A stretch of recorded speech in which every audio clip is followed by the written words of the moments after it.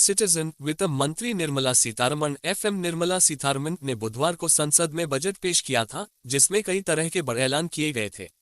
इस बार के बजट में रेलवे के लिए केंद्र सरकार सेंट्रल गवर्नमेंट ने खजाना खोल दिया है। रेलवे को 9 गुना ज्यादा फंड का आवंटन किया गया है।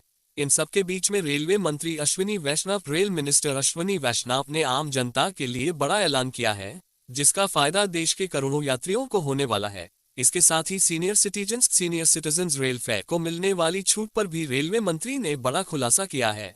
आपको बता दें, रेलवे की तरफ से कोरोना से पहले देश के करोड़ों सीनियर सिटीजन्स को रेलवे किराए में छूट दी जाती थी, लेकिन बजट के बाद रेल मंत्री ने इस पर बड़ी जानकारी दी है। इस बार यात्रियों को उम्मीद थी कि बजट में एक बार फिर से रेलवे किराए में छूट को बहाल कर दिया जाएगा, हालांकि ऐसा नहीं हुआ है। 60 साल से ज्यादा उम्र के लोगों को मिलता था फायदा। कोरोना महामारी से पहले देश भर के सीनियर सिटीजन्स को रेलवे की तरफ से किराए में छूट दी जाती थी, लेकिन साल 2020 में आई कोरोना महामारी के बाद इसको बंद कर दिया गया था। पहले 60 साल से ज्यादा उम्र के लोगों को इसका फायदा मिलता था। यात्रियों को थी उम्मीद। बता दें, देश भर की महिलाओं को 50% छूट मिलती थी, वहीं पुरुषों को 40% छूट का फायदा मिलता था।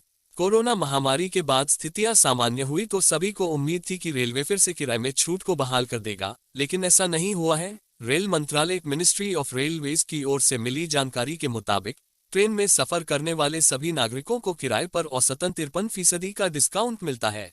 इसके साथ ही दिव्यांगजनों, स्टूडेंट्स और मरीजों को इस छूट के अलावा भी कई तरह की रियायतें मिलती हैं। पिछले 8 सालों में रेलवे पर हुआ बहुत काम। इस बार के बजट में रेलवे के लिए 2.40 लाख करोड़ रुपए के फंड का ऐलान किया गया था। जी न्यूज से एक एक्सक्लूसिव बातचीत में अश्विनी वैष्णव बजट के लिए प्रधानमंत्री नरेंद्र मोदी धन्यवाद दिया।